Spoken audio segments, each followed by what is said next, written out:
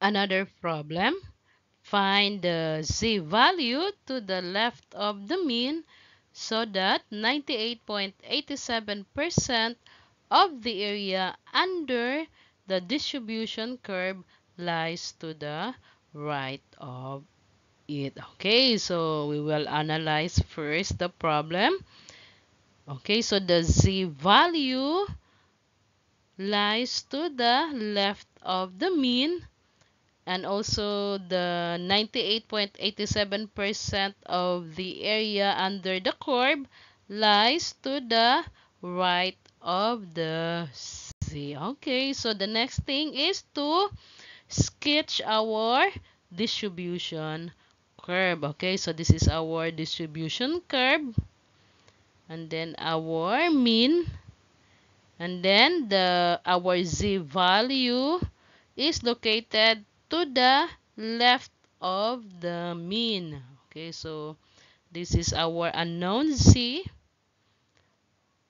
located to the left of the mean, so that 98.87% of the area under the distribution curve lies to the right of it. Okay, so we're going to shade the area to the right of the z values. Okay, so this is our area to the right of the z values. Okay, so the area is equal to 98.87%.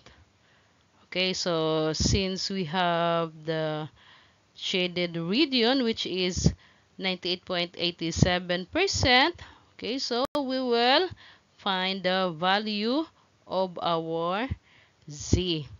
And then according to our procedure table, any area that is located to the right of any z value, we will subtract the area from 1. Okay, remember students that the total area under the normal distribution curve is equal to 1. Okay, so we will subtract the 98.87 from 1. Okay, so the difference is 0.0113. And then we will locate our area in our table of values. Okay, so this is our area. 0.0113 corresponds to the c values of negative 2.8.